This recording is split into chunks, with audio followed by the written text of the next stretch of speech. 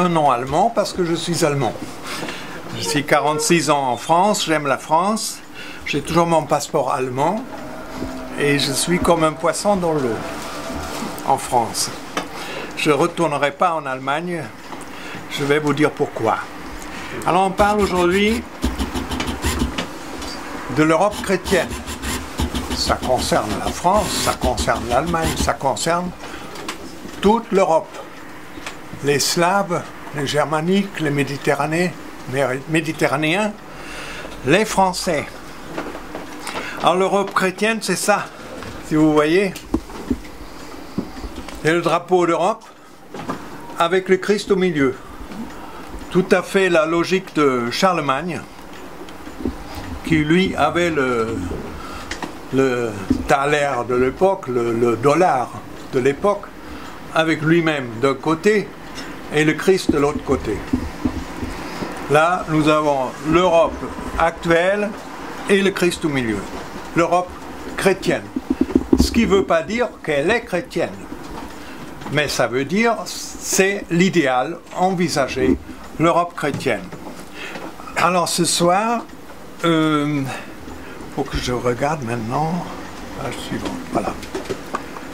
Je voudrais vous parler de 2-3 choses différentes. La première, c'est la ville de Prüm, en Rhénanie, que vous connaissez sûrement pas, et qui était le palais privé des Pépinides, c'est-à-dire les parents de Charlemagne. Le père, le grand-père c'était Charles Martel, le père c'était Pépin le Bref, Pépin III on dit aussi, et lui-même.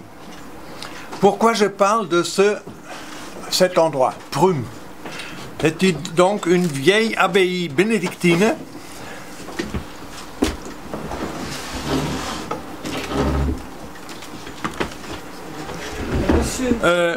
où se...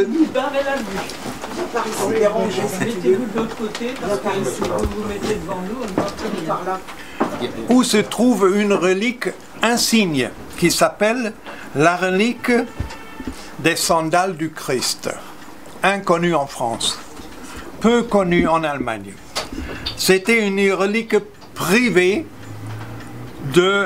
des Carolingiens. Pourquoi cette relique est si importante pour le thème qui nous occupe? Il faut voir le contexte de cette époque-là. L'Empire romain n'avait pas réussi à faire l'Europe. L'Empire romain s'est limité, c'est le moment de le dire, aux limes, le mur qui séparait l'Empire de la Germanie. Bon, il longeait le Rhin, et puis surtout il coupait vers la Forêt Noire, vers la Bavière, et traversait les Alpes. L'Allemagne n'était pas intégrée dans l'Empire romain. Il n'y avait pas encore l'Europe. L'Europe, même la France, elle est née fin du 5e siècle, en tant que Clovis, etc. Où est l'Europe chrétienne? Elle est née beaucoup plus tard. Elle est née au 8e siècle, après que Charles Martel avait défendu la France contre l'islam, à Poitiers. Le pape s'est dit, mais voilà des rois puissants, voilà des protecteurs pour le Vatican, pour l'Église. Et il s'est adressé à Charles Martel pour le défendre en Italie contre 3 grands dangers. Un, c'était l'islam, là aussi, qui venait par le sud et par la mer. L'autre, c'était les Lombards, les Lombards qui s'étaient encastrés au nord de l'Italie en venant de l'Est et qui étaient très inimical, dangereux pour les États du Vatican, pour le terrain, comment dire, la région à l'époque. Et le troisième danger, c'était Constantinople, son ancien allié, l'Église était, depuis Constantin, tout à fait reposée sur deux piliers, Rome et Constantinople. Et cette alliance-là, manifestement, elle se cassait.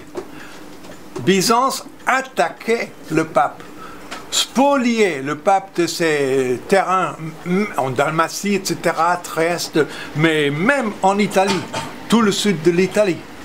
Alors le pape, il était coincé de partout et il avait besoin d'une main protectrice. Et il a fait appel au nouveau roi, là, dans le nord, qui se levait à l'époque en France, hein, c'était Martel, mais c'était pas encore français, c'était quelque chose qui naissait autour de Maastricht, tout par hasard, de Bruxelles, de Strasbourg, de cette région-là, qui était le cœur de la puissance qui montait, des Francs. Le fils de Charles Martel était Pépin le Bref, le père de Charlemagne. Lui, il était allé à Rome, il a défendu Rome contre les attaques diverses, surtout les musulmans, mais aussi les byzantins. Et surtout, il a occupé carrément le terrain de la Lombardie pour libérer le pape de ce côté-là. Et le pape, en contrepartie, il l'a couronné roi des Francs. C'était Pépin le Bref. Et qu'est-ce qu'il a donné comme gage? Et voilà que j'arrive à notre thème. La meilleure relique qu'il avait sous la main, pour ainsi dire, c'était la relique des sandales du Christ, qui sont conservées en état pur à Prüm. Charlemagne a dit, il ne faut pas croire n'importe quelle relique, il faut vérifier, il faut lire les documents qui vont avec, il ne faut pas faire n'importe quoi dans la foi. Ça, c'est lui-même qui a dit ça au concile de Francfort, un concile régional germanique. Donc, on a fait pareil. On a dit, qu'est-ce que c'est cette relique? Eh bien, aucun scientifique ne s'est jamais penché dessus. Et nous, on est venu avec 3 professeurs français, un spécialiste de vidéo, déjà pour prendre vraiment, pour scanner toute la relique, l'autre pour ophtalmologie, professeur Marion, il est déjà mort maintenant, optique je veux dire, et le troisième en génétique, pour des analyses plus pointu du pollen, des spores, du bois qu'on trouve lors des couches d'or, etc., les analyses poussées, jusqu'au ADN des quelques éléments organiques qu'on a trouvés dans cette relique. Les études ont duré 3 ans.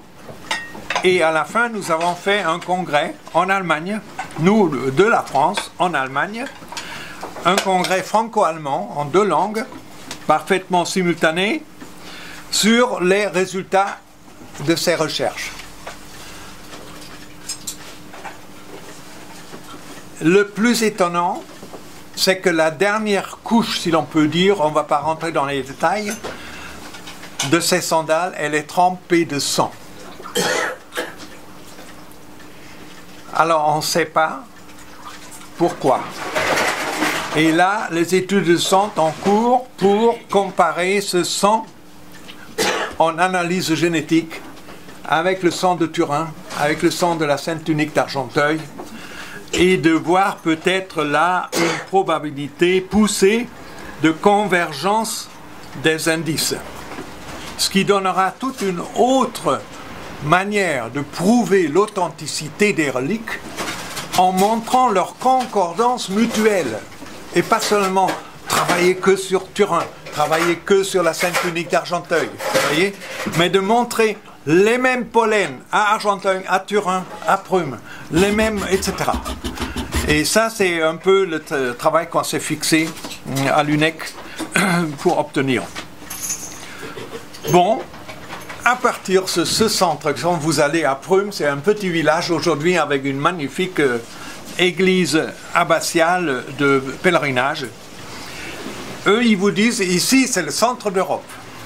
Ils vous disent ça à l'accueil. Hein, la dame qui fait la visite de l'église, elle dit ça tout joyeusement. Mais après, on comprend déjà mieux que l'alliance fondamentale entre l'église et les Francs a constitué l'Europe. Et tout de suite, l'Europe chrétienne. Ça, c'était la base, le début de notre Europe d'aujourd'hui. C'était pas les Romains, c'était les Carolingiens, et notamment Charlemagne tout de suite, à la suite, le fils de Pépin, qui a élargi donc les frontières que les Romains n'étaient pas arrivés à pousser vers l'Est, beaucoup plus loin vers l'Est, en intégrant pratiquement l'Allemagne d'aujourd'hui. À partir de là, très vite est venu le problème, c'est-à-dire la partition. Les fils de Charlemagne, d'abord il y avait Lothaire qui a tout hérité, après il y avait les autres frères qui voulaient le pouvoir, ils se sont fait la guerre. Lothaire était tellement dégoûté, il s'est retiré à Prüm, est devenu moine bénédictin et est mort, l'empereur Lothaire est mort en bénédictin à Prüm, et son tombeau est un grand tombeau est bien exposé là. Et puis les trois autres fils se sont partagés au contrat de Verdun 843 les trois parties fondamentales de l'Europe: l'Ouest, l'Est et le milieu. Alors le milieu, c'est le plus intéressant. Pourtant, il a disparu aujourd'hui. C'est toute la partie de, si vous voulez, aujourd'hui, Hollande, Luxembourg, Savoie, Lombardie, Rome. Tout ça, c'est la partie centrale. C'était la partie royale à l'époque. Alors, j'ai dit Strasbourg, Bruxelles, Maastricht, tout ça, c'est Prüm. Tout ça, c'est dans cette bande-là. Et la partie, elle a disparu. Pourquoi? Parce qu'un des fils de Lothaire, qui était Louis l'Allemand, il y avait Charles le Chauve en France, il y avait Lothaire au milieu et l'Allemand à l'Est. Lui, il a pris par la guerre la partie médiane, de façon que l'Allemagne a tout de suite élargi son influence dans cette constellation basique jusqu'à pratiquement bien au-delà du Rhin, jusqu'à pratiquement Luxembourg aujourd'hui, la moitié de la Belgique. Et c'était ça, la bipartition de l'Europe, dès le départ, pratiquement après 2 générations. Pépin, Charlemagne, et puis ses fils. Et depuis, ça ne s'est jamais réparé. Tous les siècles qui suivaient ne faisaient qu'enfoncer ce clivage. La France a joué son rôle et tout le reste a joué son rôle. Chacun avec son empire, en France plutôt royauté, mais c'était la même force et la même détermination. Parfois même en conflit, rarement en appui mutuel. Comment ça c'est? Alors, comme je suis allemand, je vais appuyer un peu plus sur ce côté-là, si vous voulez bien. Parce que vous connaissez mieux que moi l'histoire de la France, on ne va pas insister sur ce côté-là. En Allemagne, s'est formé l'Empire romain germanique. Les empereurs allemands à la suite des Carolingiens. À un moment donné, c'était les Habsbourg qui ont repris le siège de l'empereur et qui y sont restés jusqu'à la fin, c'est-à-dire jusqu'à 1806, dissolution de l'Empire germanique. Dissolution définitive. Et c'était Napoléon, à la suite des guerres de Napoléon. Et c'est les Autrichiens qui ont rattrapé encore leur partie et on continue continuer leur empire, comme ils l'appelaient, das Reich, hein, Österreich, hein, et Hongrie, et certaines régions autour, c'était assez important. Les Allemands en haut, en Prusse, ils commençaient une nouvelle royauté autour du roi de Prusse, complètement séparée des Habsbourg dans le sud, et la France continuait toujours jouer son histoire tout seul, à part. Tout ça s'est terminé mal, c'est-à-dire après la Première Guerre mondiale. Le dernier empereur, successeur de ces grands empires depuis Charlemagne, qui a régné en Autriche, était, vous le connaissez, Charles. Charles le Bienheureux, qui a été béatifié récemment à Rome. Ce pauvre Charles était déjà de nature très faible, mais il a vécu le martyre à la fin. Il a été chassé, mis sur des îles Madère espagnoles, est revenu avec une petite armée pour reprendre le trône, a lamentablement échoué et est mort après de maladie, je crois, 1922. Son fils, Otto von Habsburg, vous avez entendu de lui. C'est pratiquement le dernier vestige. Bon, il est mort maintenant, il y a 3 ans.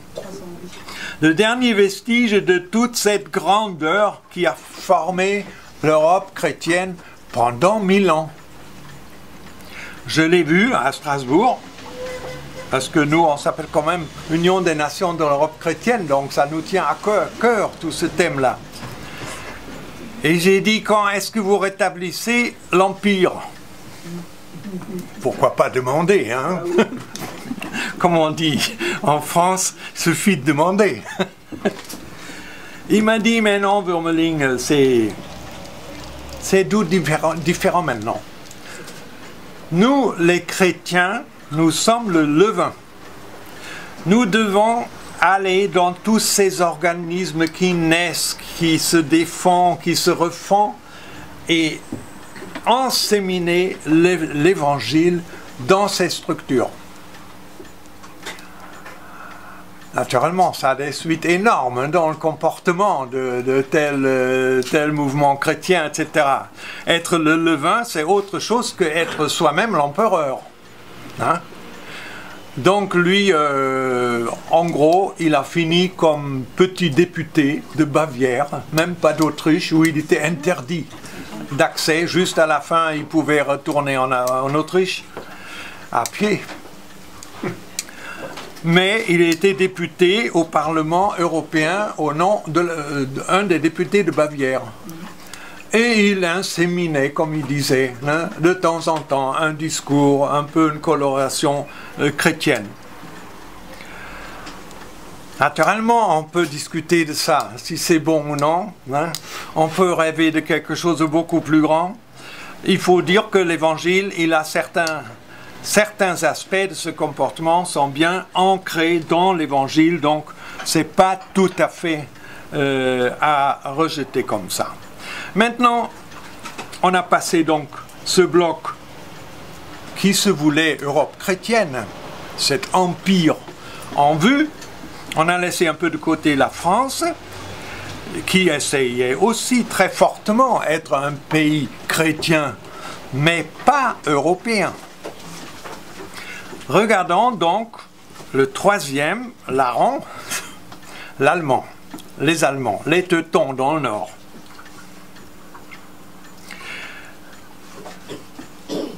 Luther, au début du XVIe siècle, était le grand événement chez nous. Il a tout changé. C'est un phénomène que vous ne connaissez pas en France. C'est le doute. Le doute de l'autorité. Mais profond, religieux, à ce point-là. Je veux faire ça. Est-ce que c'est bon que je veux faire ça? Des réflexions comme ça, c'est pas français. Ça, c'est le rumineur allemand, teuton, qui se autodissèque. D'ailleurs, Yvan Gaubry nous a fait une conférence sur Luther.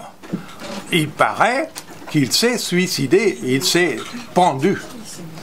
Il y a le rapport du docteur qu'on peut interpréter comme ci, comme ça, et naturellement, il n'a pas dit, il ne pouvait pas le dire, et il s'est pendu. Mais il a quand même dit qu'il était complètement bleu. Et chaque médecin comprend ce que ça veut dire. Et après, il a trouvé aussi des documents où les protestants, entre eux, disent surtout, faut pas en parler, etc. Vous voyez, c'était la catastrophe finale. Et comme c'était le Mohammed du protestantisme, n'est-ce pas? Luther a mal fini. Mais pas seulement lui a mal fini. Cette discorde qu'il avait dans son propre cœur, qu'il a portée à l'extérieur, en reniant l'autorité, en réinventant tout, en donnant au prince les facultés de se séparer de Rome, de prendre tous les biens de l'Église. Ça a totalement changé l'Allemagne. On a fini en guerre, et en guerre de centaines de milliers de morts, comme vous n'avez pas eu de ce genre. Vous n'aviez pas ce clivage fondamental religieux en France. La France, elle est restée unie quand même dans la foi catholique. C'est énorme comme identité d'un pays. Alors nous, on était coupés en deux, la guerre de 30 ans. Là, je reviens de Münster, en Westphalie. Ils ont fait la paix là-bas, 1648. Mais c'était la paix après 30 ans de sang. Dans les champs, dans les villes. Ils nous ont montré la cathédrale de Münster. Et en haut, il y avait 3 cages suspendues sur le clocher. J'ai demandé qu'est-ce que c'est. Elle a dit, ah, vous savez pas, bah, on a mis les calvinistes là-dedans.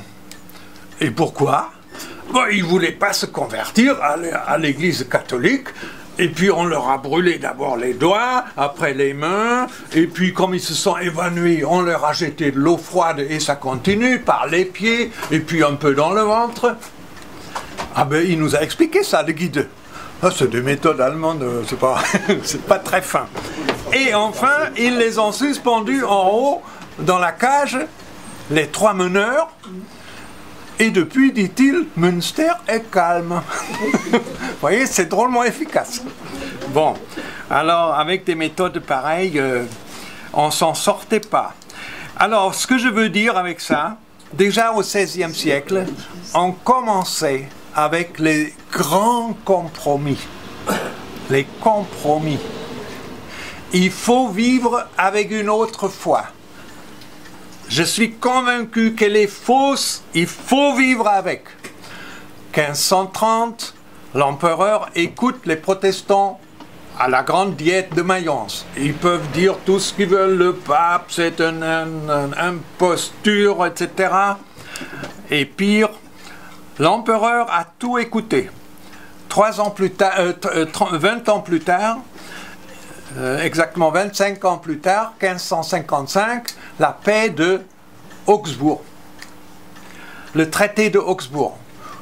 Cuius regio eius religio. Celui qui est le chef de la région, c'est cette religion qui est vraie. Mais vous vous rendez compte, le relativisme là, le relativisme total, il n'y a plus de vérité. Il y a un arrangement politique. Vous n'avez qu'à tous prendre la religion de votre chef. Et il y en avait des petits principautés, 20, 30 dans toute l'Allemagne. Hein? Tout était éparpillé. Alors je vous l'ai montré un peu, mais on ne trouve pas un moyen de mettre un écran, c'est dommage. L'Allemagne est éparpillée en petites régions qui complètement discontinues.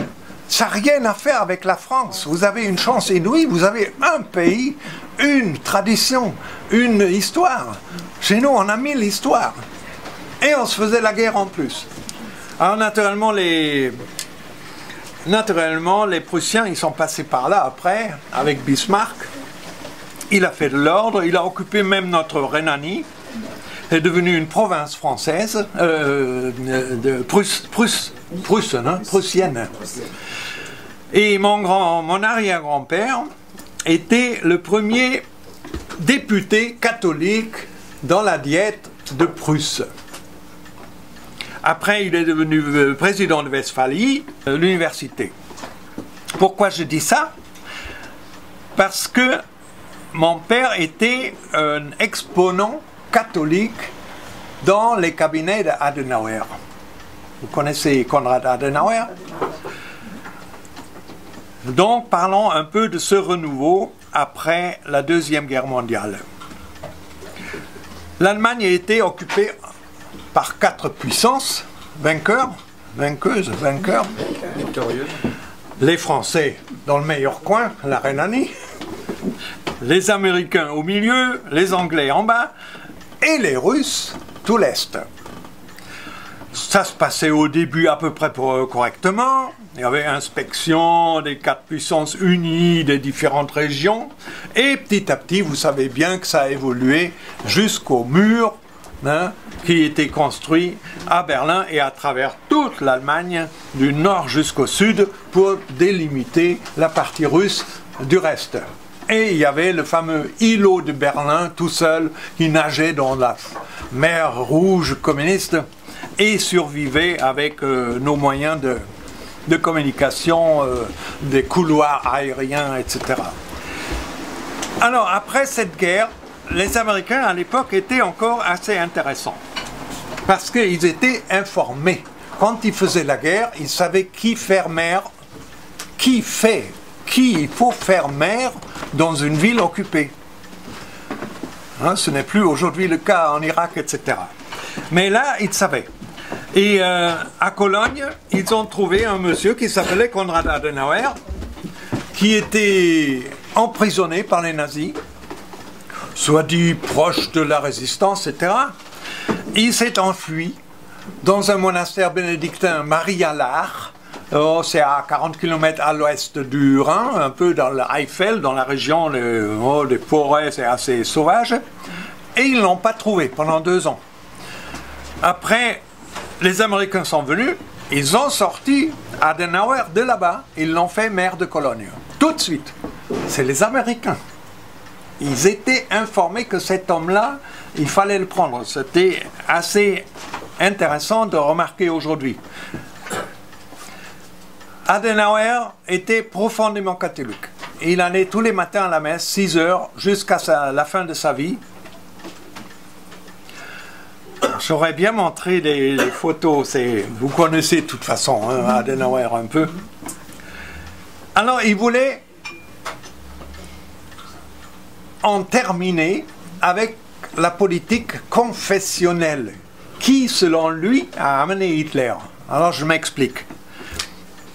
À Weimar, il y avait le parti catholique, le Zentrum, catho, il y avait les protestants, et il y avait les communistes, et puis les libres penseurs. Résultat, Hitler, au milieu, il avait la majorité, tous les autres se faisaient la guerre, et il a eu la majorité, 1933. Il a été élu, suffrage universel. Et 1945, à la grande catastrophe, Adenauer a dit « il ne faut pas retomber dans ce piège ». Vous voyez, il était forcé au compromis. Comme chrétien, il devait faire un compromis. Il a dit « maintenant, on va rayer le Zentrum ». Rendez compte, notre Zentrum, le parti catholique, il faut le rayer, et les protestants pareil, et on fait un parti uni, chrétien. CDU, Chrétiens, Démocrates, Union. La source de tous les démocrates, tous ces démocrates chrétiens à la suite, on sait ce que c'est devenu. Bon, ce compromis fondamental a marché au début à merveille. 20 ans exactement. 20 ans vraiment de réussite économique. Le miracle allemand, vous avez entendu ce mot-là, das deutsche Wirtschaftswunder, le miracle économique allemand. Mon père a été pris comme ministre de la famille, le premier en Europe. Depuis, on en a maintenant partout des ministres de la famille et des ministresses, n'est-ce pas? Mais lui, il était le premier, il a pris un bâtiment, il a mis 17 mecs dedans, et voilà, c'était le premier ministère de la famille. Mais en face de lui, à la table des ministres, il y avait le docteur Erhardt, le ministre de l'économie. Son ministère avait 7000 mecs. Hein. Alors le petit Wuermeling, 17-1 contre 7000. Alors Erhardt dit, oh, Wuermeling, nous emmerde pas avec tes petits trucs pour la famille, la loi doit passer. Il a dit, si ça se passe comme ça, je quitte la salle de cabinet. Et Adenauer a dit doucement, doucement, mettez quand même sa remarque dans la loi. Et ça s'est passé comme ça pendant 12 ans. 3 cabinets. 4 ans, 4 ans, 4 ans. C'était l'emmerdeur catholique. Hein? Et il a fait son travail.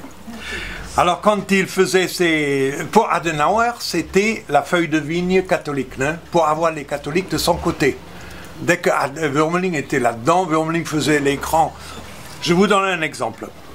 En Allemagne, nous avons les journées des catholiques, tous les 2 ans. Oh, à l'époque, c'était 60 000, 80 000 personnes. Un grand stade à Mayence, par exemple. Et ils ont demandé mon père de faire le discours principal. Il a dit, à condition que je décide le thème. Et vous savez ce qu'il a pris comme thème?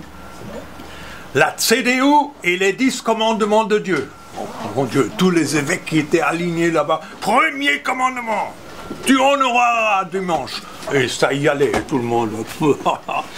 Ça, c'était...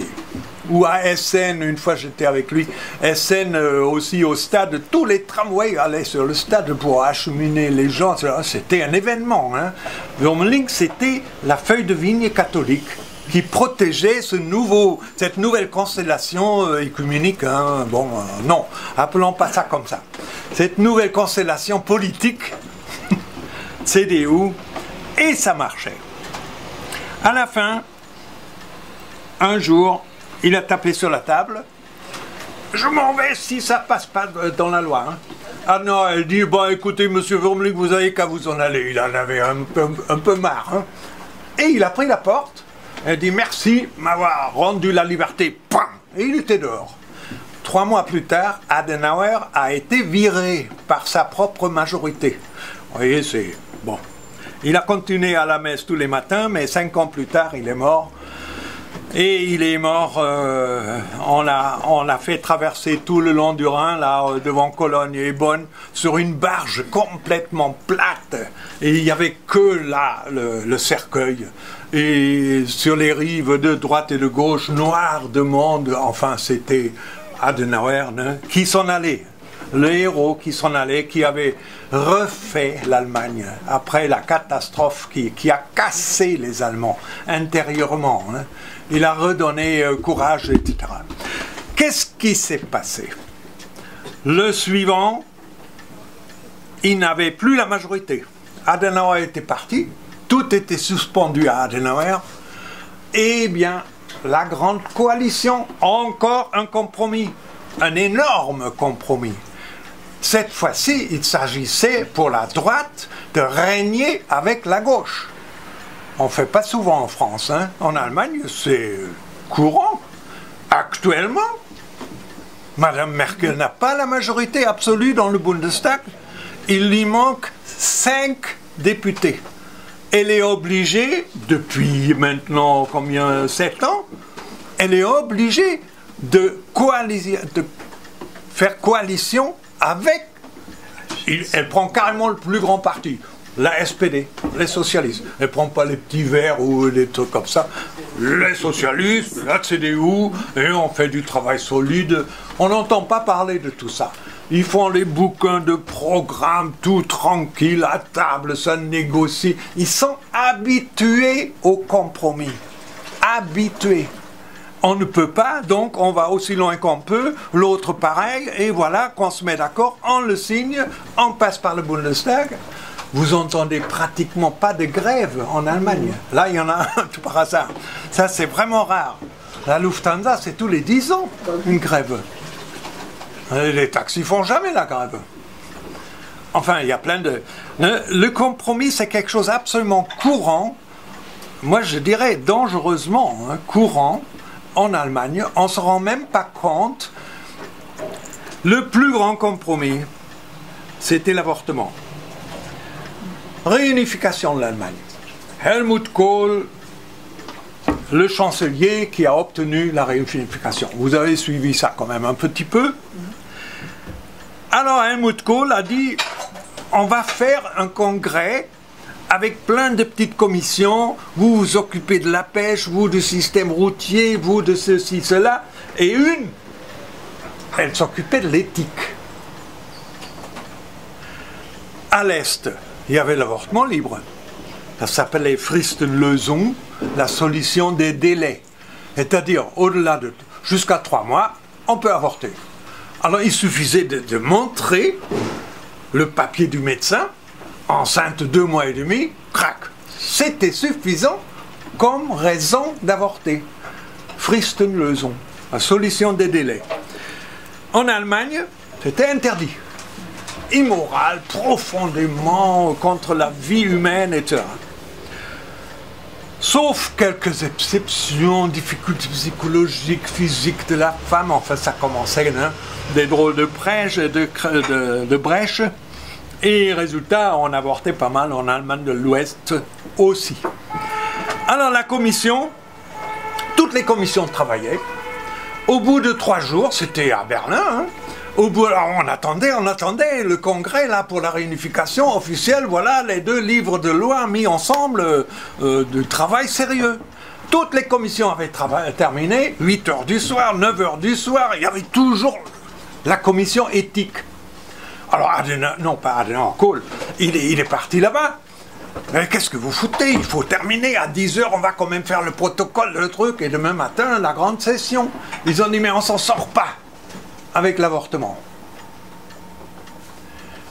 Et là, pensez au compromissard. Hein. Là, Kohl, illuminé, le nouveau Salomon, il a coupé le nœud gordien, il a dit, on remet ça pour dans 1 an. On donne 12 mois, on laisse ça en suspens, et tout le reste, c'est bon. Tout le monde était content, tout le monde est allé se coucher. Le lendemain, réunification de l'Allemagne, les télévisions, le mur de Berlin, etc. C'est comme ça que ça s'est passé. Et qu'est-ce qui s'est passé après 1 an? Eh bien, l'Allemagne de l'Ouest a accepté la loi de l'Est, le constitutionnel, contre cette nouvelle loi, en disant la protection de la vie est gravement lésée, l'État a le devoir de protéger la vie naissante, etc. Et Karlsruhe a réfléchi, et Karlsruhe a interdit la nouvelle loi. Et pendant ce temps-là, il y avait en Allemagne 2 morales. Une dans les pays de l'Est, réunis déjà, hein, en disant c'est profondément licite, il n'y a aucun problème, c'est une question de 3 mois. Et l'autre, c'est profondément, c'est vraiment profondément lésant, violant la vie. Vous voyez, encore, dans la poitrine allemande, 2 lois totalement contradictoires. On a vécu comme ça 12 mois. Pendant que les commissions, n'est-ce pas, devaient trouver des solutions, des compromis, etc. Et donc, il y avait cette nouvelle loi, la plainte, et Karlsruhe a interdit la nouvelle loi. De nouveau, encore 12 mois, complètement dissociés ces 2 aspects-là, les pratiques aussi. On ne savait même plus est-ce que c'est interdit ou non. Finalement, tout le monde faisait ce qu'il voulait, avec un thème aussi important.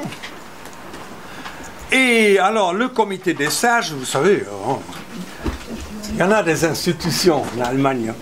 Le comité des sages ont dit il faut reformuler la loi, bon, encore 1 an, etc. Et ils sont venus avec la loi définitive qui est aujourd'hui.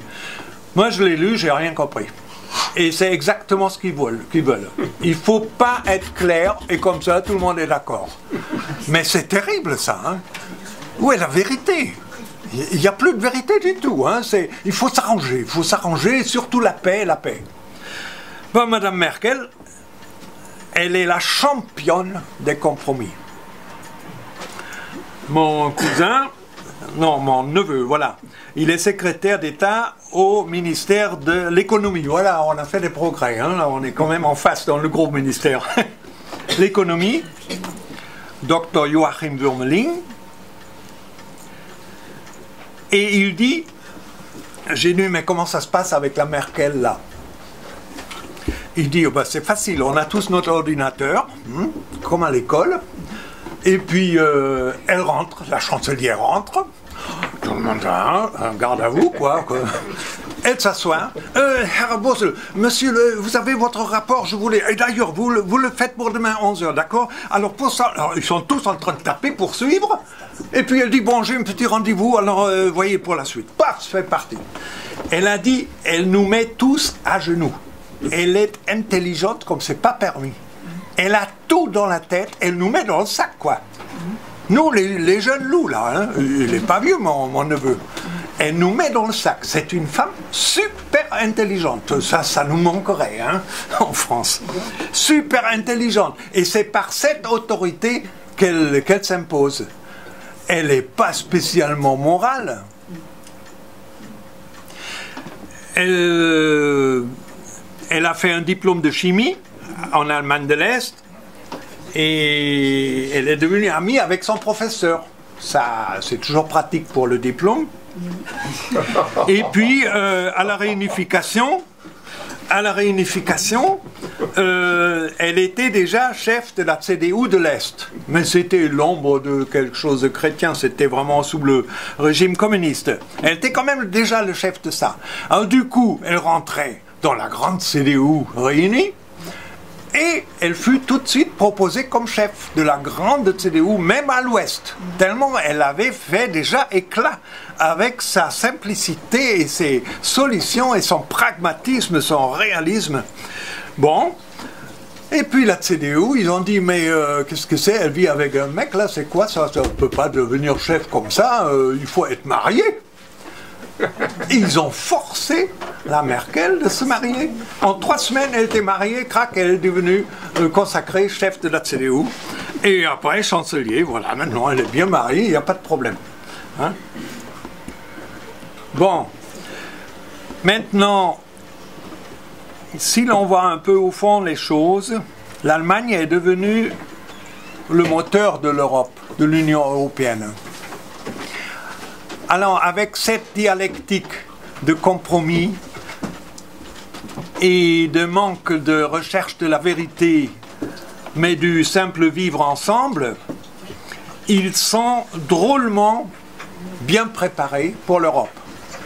C'est presque les leaders naturels, parce qu'ils ont déjà pratiqué ça depuis Luther, les compromis. Pour nous, Français, c'est très difficile. On dit toujours, oh, les Français, leur truc, etc.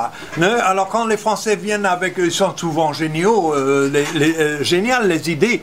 Mais ce n'est pas les vrais compromis où l'on accepte carrément l'autre, le contre-vérité, tout ça va ensemble. C'est une question de formule, c'est tout. Ils sont sûrs, dès le départ, on va y arriver. Alors, devenu moteur de l'Europe, pas seulement économiquement, faites attention. En administration aussi. Pourquoi on a les régionales, les super-régions maintenant en France? Parce que les Allemands, ils ont dit, c'est quoi vos départements, les petits trucs là, c'est quoi ça? Il faut des Länder. Et les Français, ils disent, oui monsieur, ils font des Länder. C'est incroyable. C'est le schéma allemand. Et c'est exactement la même taille d'ailleurs. Hein? Maintenant, on a pratiquement autant que les Allemands, etc. Mais en même temps, c'est un peu dangereux parce qu'on prépare déjà les super-régions transnationaux. Hein? C'est-à-dire la Bretagne avec un bout d'Angleterre, enfin, l'Espagne, bon, tout ça c'est pour dissoudre vraiment les nationalités. Vous connaissiez bien les thèses de Hillard, etc. là-dessus. Hein? Bon, mais ça c'est pas le pire. Le pire, c'est le compromis de l'avortement. Pour nous, à l'UNEC, les 2 grands mots sont l'avortement et l'islam. Et si nous n'agissons pas contre l'un et contre l'autre, vu de Dieu, ça doit être terrible ce qu'on voit. La France, l'Allemagne, c'est une mer de sang. Si vous regardez les chiffres, ça n'a plus rien à faire avec nos guerres. Hein. C'est beaucoup plus. Et en plus, c'est des êtres innocents. Totalement innocents. Tous. Tous ces gosses tués, c'est des êtres innocents. Les seuls qui sont innocents dans les problèmes, c'est pas les adultes qui créent les problèmes. C'est l'innocent qui doit donner la vie pour résoudre les problèmes des vieux. Alors, ce problème-là, en Allemagne, nous sommes allés avec le docteur Dor pour faire une manif devant l'avortoir à Stuttgart. Après, à Cologne, on a fait 2-3 comme ça. Écoutez, vous n'allez pas me croire comment ça s'est passé. On était, bon, les vaillants français, comme toujours, 8, 9, on est allé devant l'avortoir à Stuttgart. Alors les Allemands sont venus. Nos amis, on les a invités tout, mais je pensais ils participent, tu penses? Personne n'a participé. Ils sont restés à droite et à gauche de nous. Et nous, on est rentrés. J'ai dit, mais venez, venez. Non, non. Après, on a discuté, mais pourquoi vous êtes venus? On dit, on voulait voir comment un chrétien peut transgresser la loi. Ah bah, ça c'est loin de l'esprit français, hein. Ça c'est vraiment allemand. Mais c'est la loi.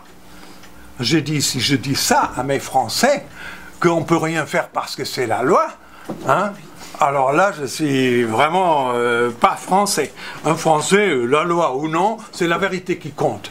Hein? Et si on est seul ou avec la majorité, on n'en a rien à faire, on se bat pour la vérité. Ça, c'est français. Aujourd'hui encore. Enfin, pour ceux qu'on connaît, n'est-ce pas? Entre nous. Mais en Allemagne, un catholique, la loi, mais c'est terrible. Vous admirez un peu, beaucoup, je trouve, l'Allemagne, parce que vous ne connaissez pas la langue et pas comment ça se passe. Je trouve dans la question de l'avortement, ma propre famille qui a quand même la même éducation que moi, avec le même père exponent catholique et tout, ils disent on ne peut rien faire, ils ont la majorité. Mais c'est triste de dire une phrase pareille. Mais est-ce que c'est un argument que les autres ont la majorité? C'est pas un argument pour un Allemand, c'est un argument, on ne peut rien faire, on ne peut plus que prier. Alors moi, chaque fois que j'entends ça, je dis, maintenant je sais pourquoi je suis en France. Je ne pourrais plus vivre en Allemagne. Avec une léthargie pareille, couché, moralement couché. On ne bouge plus. Regardez en France, même si c'est que le docteur Dor, vous avez un mec qui va devant les avortoirs. La République n'a pas trouvé autre moyen que faire une loi contre un homme. On ne peut pas faire une démonstration devant un avortoir, sauf à 300 mètres. Ça, c'est une loi pour un homme. Ça, c'est la France, hein, parce qu'il y a cet homme-là. En Allemagne, il n'y a pas cet homme-là. Il n'y en a pas un. Et puis, on est allé la deuxième fois à Cologne. C'était encore plus beau.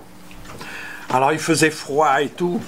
Et on s'est mis devant la cathédrale. Les gens allaient dans la messe, sortaient de la messe dimanche, hein. Et soudainement, il y a le capitulaire de la cathédrale qui sort en grand frac avec une crosse. C'était pas l'évêque, mais c'est comme ça là-bas. Il dit, qu'est-ce que vous faites là? Alors, personne parlait allemand, sauf moi. Ils ont dit, lui, il parle allemand. Bon, alors il vient vers moi, qu'est-ce que vous faites là? Je dis, bon, on prie contre l'avortement, devant notre cathédrale. Nous sommes catholiques. Foutez les gants, sinon je cherche la police. Et il rentre dans la cathédrale, je dis, vous n'allez pas faire ça. Je lui prends le bras comme ça. 5 minutes plus tard, les flics arrivent. Devant la cathédrale, tout ça. Nous, on est en train de prier Docteur Dor, Ave Maria. Le flic pareil, qui parle allemand, voilà, ici présent. Qu'est-ce que vous faites là? Je dis, bon, nous, on est catholiques, on prie devant notre cathédrale, devant le grand mal qui est l'avortement, de tuer les gosses dans le ventre de leur mère. Il me tape sur le dos, il a dit, vous êtes formidable les gars, continuez comme ça, et il est parti. Il était plus catholique que le curé de la cathédrale. Voilà, ça s'est passé comme ça. Les manifs, etc., c'est tout un autre jargon. C'est un aspect. Bon. Alors, qu'est-ce qu'on fait donc? C'est les plus grands maux de l'Europe. J'ai calculé, ça doit faire 4 millions de morts en France, hein, et dans les 45 millions pour l'Europe, et 1 milliard pour le monde. C'est un bain de sang. Nous pataugeons dans le sang. Et de là à dire nous sommes collaborateurs, ce n'est pas loin. Pour un Allemand, c'est évident.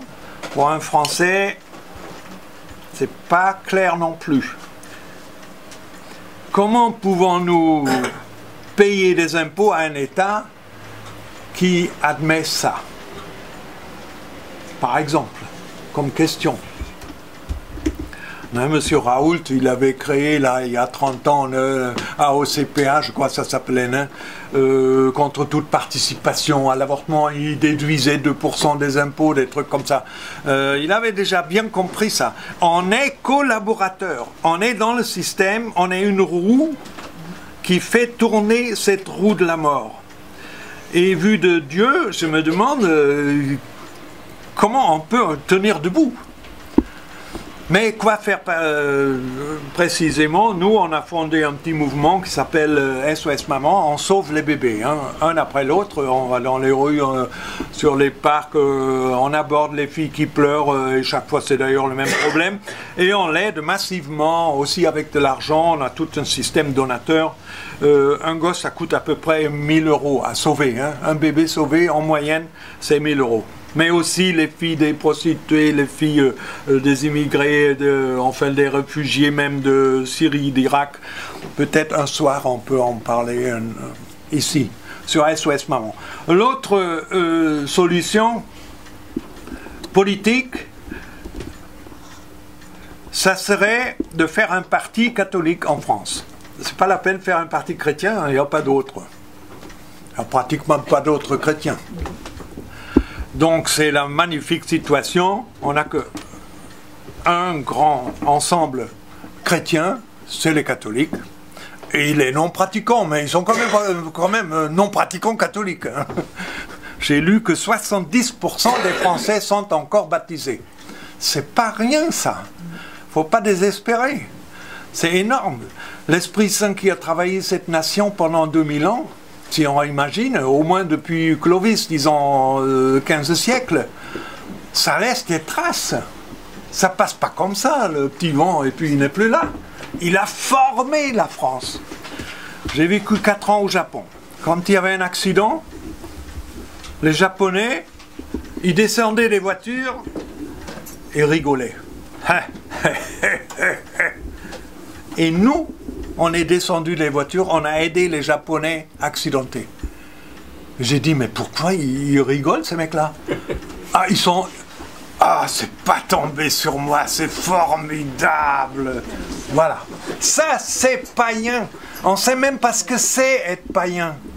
Nous sommes tellement chrétiens. Le Français, il voit un pauvre type par terre, ben, il se courbe et il veut l'aider. Maintenant, on a même des prescriptions, il ne faut pas les toucher, les accidentés, on pourrait faire du mal. Tellement on veut les toucher. Ah, c'est pas beau ça. C'est magnifique.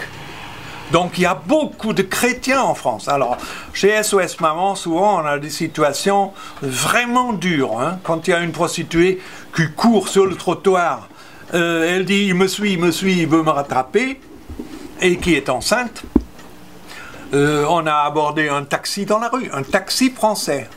J'ai dit monsieur, j'avais pas de temps de parler du bon Dieu ni du péché, hein. J'ai dit il y a une femme enceinte, prostituée, il faut qu'on l'évacue tout de suite de Paris, vous avez une idée? C'est tout ce que j'ai dit. Et le type, comme une clé, dans 2 minutes je termine, je peux l'amener en Lorraine chez ma belle-mère. Il l'a amenée en belle-mère, elle a accouché là-bas et tout, on l'a envoyé à Moscou après. Voilà, ça c'est français ça. Ça c'est magnifique. Et ils ne pratiquent pas, hein. Des gens comme ça, ils ne pratiquent pas.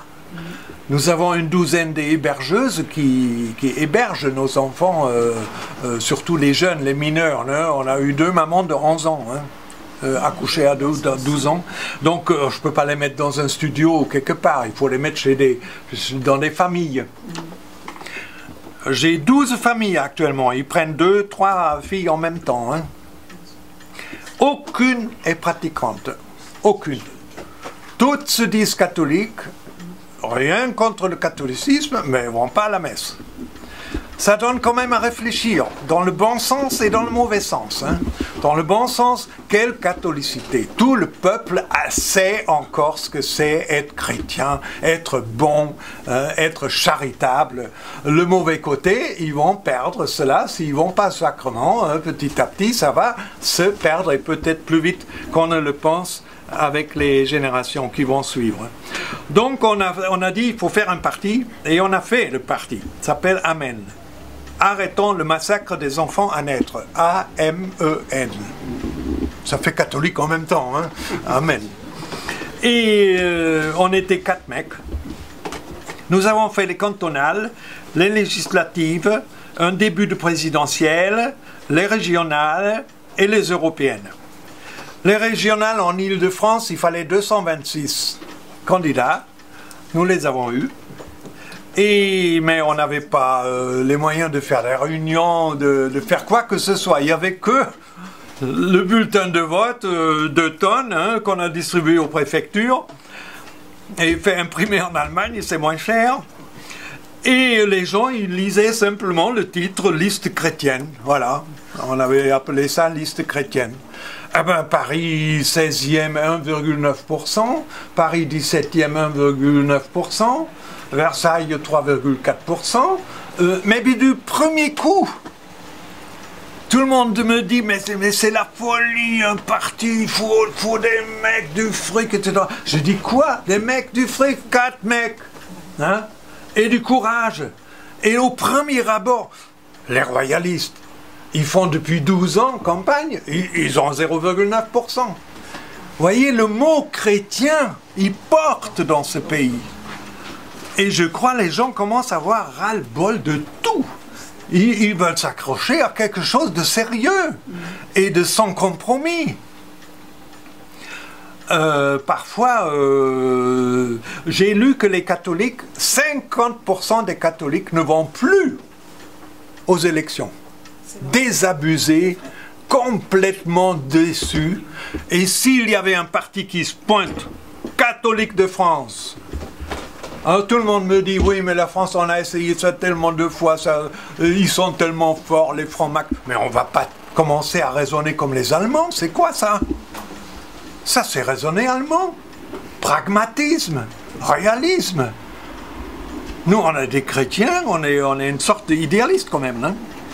Donc, cette solution-là, je l'ai prêchée un peu à Civitas, hein?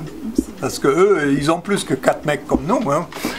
Ça serait quelque chose de formidable. Bon, ça c'est en gestation, ils ne veulent pas vraiment pour le moment. Ça serait sûrement pour la France quelque chose, et je pense même pour l'Europe. Enfin, je crois que je vous ai montré un tout petit fil là, hein, des Romains jusqu'à aujourd'hui, en traversant par Luther et Merkel et Helmut Kohl et compagnie. Je pense en France, nous sommes en position forte pour l'avenir, parce que le plus de vérité est encore en France. Si vous regardez la Scandinavie, l'Angleterre, l'Italie, la Grèce, moi je vois la France qui a gardé la part de vérité qu'on peut encore porter aujourd'hui et qu'elle a un grand avenir pour l'Europe chrétienne, et c'est à renforcer. Merci.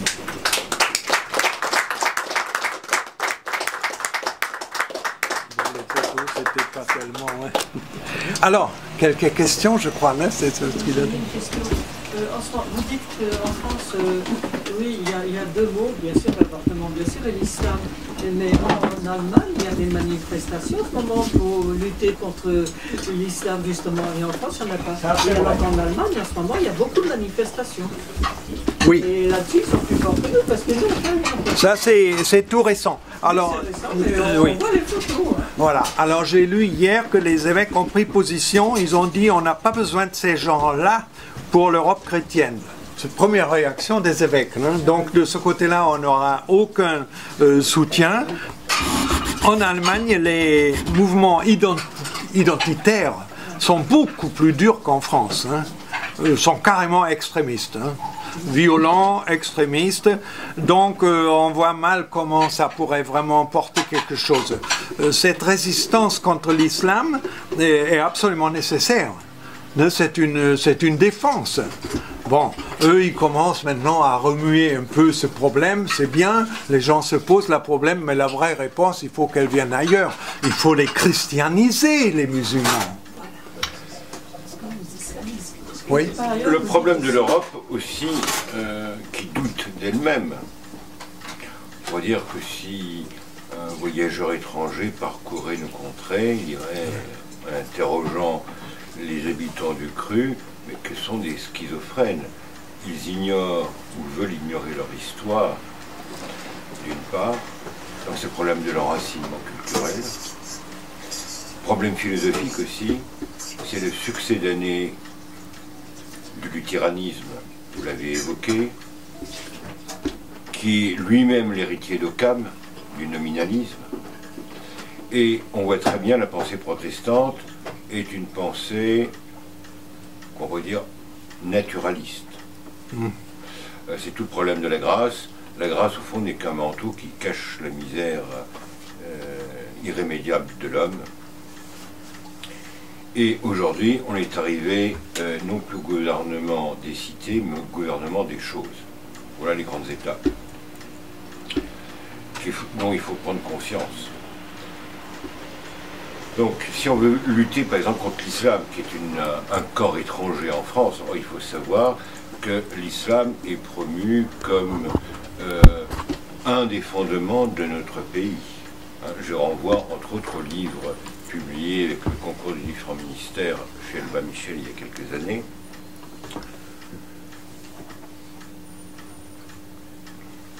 Que l'islam, en dehors qu'il soit une religion, est une loi, alors qui est heureusement incompatible avec les lois de la République, je ne sais pas comment on écrit ce mot-là, mais c'est pas important. Et ce qui est amusant à voir, et c'est peut-être aussi l'action politique qu'on l'on peut avoir, des gens par exemple de riposte laïque ou de résistance républicaine, dont certains sont devenus des amis, qui viennent bien souvent des milieux laïcards, gauchistes, qui l'Europe qui nous gouverne, qui n'est au fond qu'un rouage du mondialisme ou du relativisme sur le plan philosophique, a besoin de l'islam pour casser nos structures. Et dans quelques temps, je pense à la rentrée, je vais inviter un de mes bons amis, un Serbe, pour parler du Kosovo. Alors c'est très intéressant de voir au fond que le Kosovo, la fameuse bataille des Merles, qui est une défaite sur le plan historique, sur le plan militaire, est devenue dans l'imaginaire serbe une victoire. Et on voit que c'était un peuple qui était encore très chrétien. Alors rentrons pas dans les détails, qu'à 1h30 de Paris, il y a eu des massacres organisés par l'Europe, avec des actes de barbarie couverts par certains personnages haut placés, entre autres transfert de vol d'organes et j'en passe des meilleurs. Mais c'était voulu pour des raisons d'ordre politique. Un général américain a déclaré qu'il fallait en Europe mettre un coin et qu'il fallait créer de toutes pièces une nation musulmane. De même quand on voit aujourd'hui ce qui se passe au Moyen-Orient, Daesh, bon, très bien. Quand on sait qu'un homme en ligne de front suppose, pour l'intendance, près d'une dizaine. En si peu de temps, c'est un miracle. Bah oui. Et l'objectif est quand on regarde du point de vue purement géopolitique, chasser les chrétiens du Moyen-Orient pour faire affronter deux peuples. Et on sait dans quel but. Et j'avais, dans l'introduction, évoqué le cas du Liechtenstein et la Hongrie. C'est les deux pays, les deux seuls pays qui encore font référence de manière explicite au christianisme comme valeur de civilisation. Et dans le cercle, on ne demande pas votre certificat de baptême, on regarde le christianisme comme un acte de civilisation, un fait de civilisation.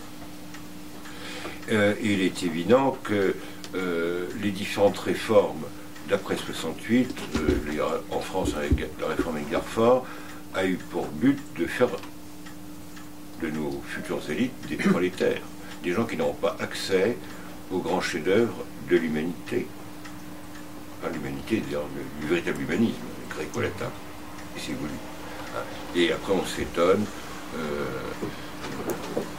certains votes à l'Assemblée nationale.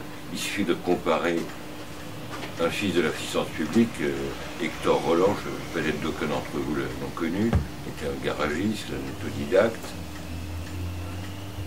Et vous comparez ses discours, maintenant il est mort, à l'ancien Premier ministre qui voudrait un jour briguer la destinée supérieure.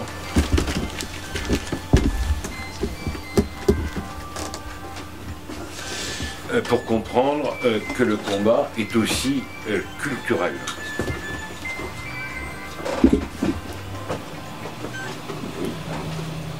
Allô?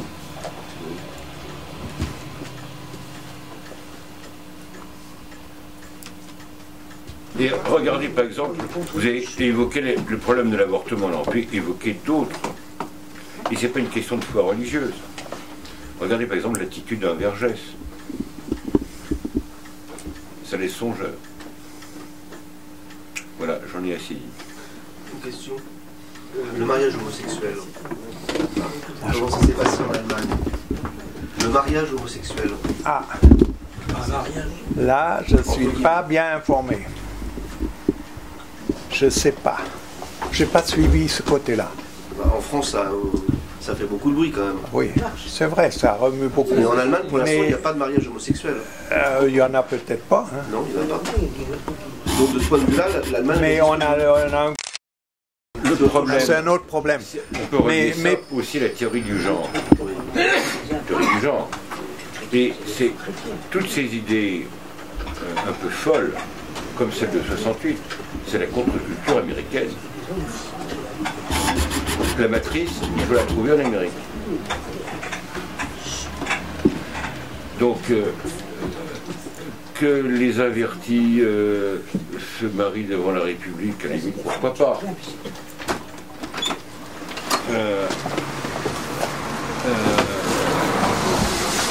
Mais ce qui est invraisemblable, d'abord que la plupart des gens qui ont manifesté bien pieusement pour cette loi en manifestant sur des pèlerinages en Paris vont se retrouver dans une réserve d'Indiens à l'UMP et ils voteront comme un seul homme pour qui vous savez.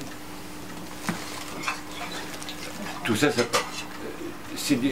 on recule pour mieux sauter et on voit très bien que les milieux prétendus réactionnaires, au fond depuis plus d'un siècle, 2 siècles, ont toujours reculé, parce que c'est un défaut de stratégie. Donc j'invite tous ceux qui sont ici à lire, entre autres, Gramsci d'une part, et Michéa. Il faut avoir, disons, une attitude, et c'était le génie de Benoît XVI, de montrer que le christianisme était devenu aujourd'hui une contre-culture face à la culture anglo-saxonne. Et si on est capable de monnayer cet aspect à la fois éternel et novateur, mais peut-être qu'on sera audible. Autrement, mais on sera marqué du signe de la bête et on sera incapable de faire quoi que ce soit. Regardez ce pauvre Fromentin, il n'a pas voulu participer à la sauvagerie collective à l'Assemblée nationale, immédiatement, à l'UDI, on lui a demandé sa démission. C'est symptomatique.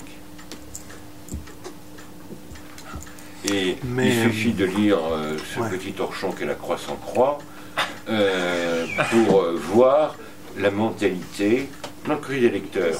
Dans le courrier des lecteurs, on voit très bien, c'est comme ça qu'on manipule l'opinion. Comment on amène les gens à penser de travers. Ah, c'est sûr. Avant tout, il y a la République. 2780. Alors, il est bon de se rappeler une phrase de Maurras, bien que je ne sois pas maurassien, que la République est incapable de défendre la France, on le voit très bien. On ne se rend pas compte, la France, même politiquement, quand je parle, on se tait. La France n'existe plus politiquement. À la limite, on pourrait très bien se passer de Hollande ou de Sarkozy, et le pays serait très bien administré quasiment de Bruxelles. Sans qu'on se rende compte. D'ailleurs, il y a un de nos voisins qui n'a pas eu de gouvernement pendant plus d'1 an, il n'était pas plus malheureux, il ne se rendait pas compte. Donc ça, c'est pour rassurer le petit os à ronger, la populace. Donc il y a des élections, on croit qu'il y a un jeu démocratique, ou je ne sais pas trop quoi. Donc, tourner vers nos grands auteurs, leur réenracinement, la lecture de certains auteurs, je vous dis Gramsci, Michéa, regardez le modèle du Liechtenstein, et ensuite, comment aujourd'hui la Russie arrive à retrouver les fondements de la civilisation européenne.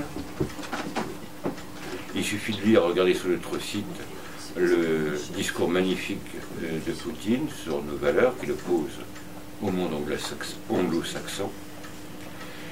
Et après le voir un petit peu comme un petit naïf, un candide, voir comment nos pseudo-élites raisonnent, même les meilleurs, je ne donnerai pas de nom, il faut des gens pour tous les goûts dans un supermarché. Donc vous aurez des gens qui seront aristotéliciens et même thomistes, mais vous grattez les vernis du vocabulaire, vous verrez que ce sont des grands libéraux admirateurs de l'Amérique.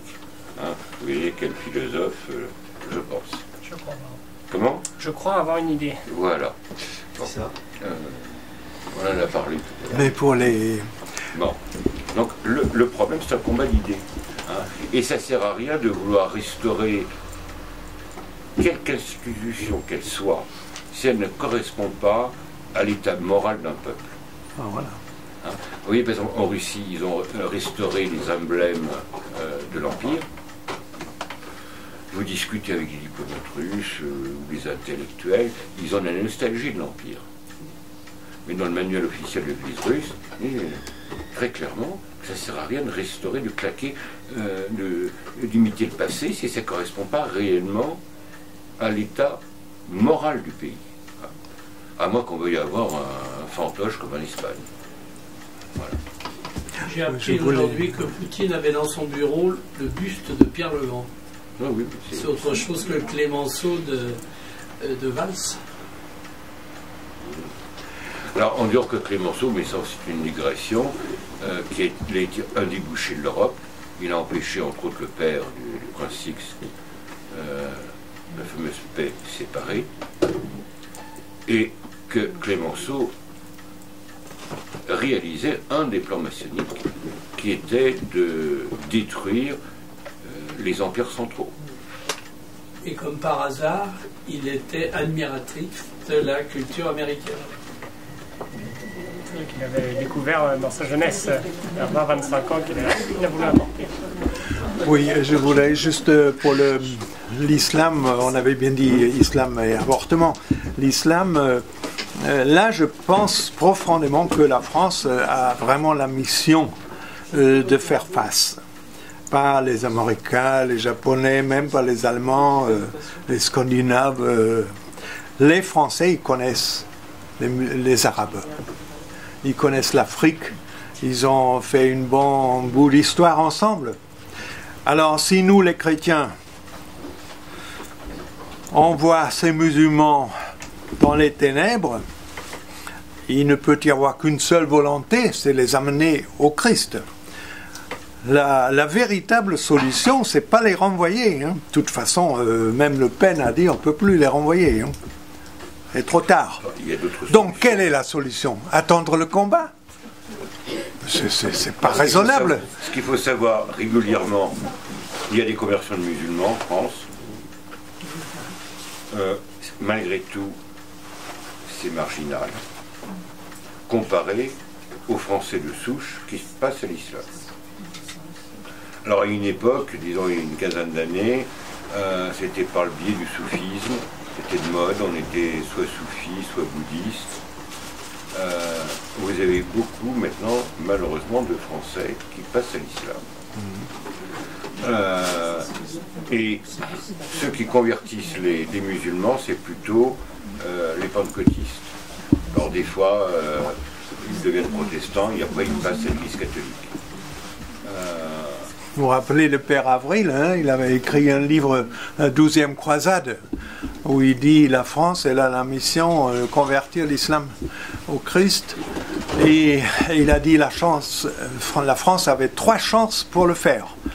La première, c'était le temps des colonisations, enfin on l'appelle comme ça, hein, Algérie et compagnie. Et là, il y avait ordre strict de la conférence des évêques de France de ne pas convertir les musulmans pour ne pas créer des incidents politiques, chacun son sanctuaire. C'est un peu plus compliqué que ça. Oui, bien sûr. Avant la conquête, l'Algérie n'existait pas en tant que pays. Les Algériens, enfin, ce qui était l'Algérie, cherchaient à secouer le joug ottoman. Oui.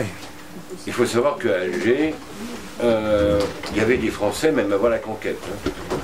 J'ai des amis qui ont les plans d'Alger d'avant la conquête et qui habitaient sur place. Des missionnaires. Missionnaires. Non, des gens des grandes familles, comme il y avait des grandes familles algéroises qui allaient jouer du piano, de la harpe à Vienne. Hein. C'était...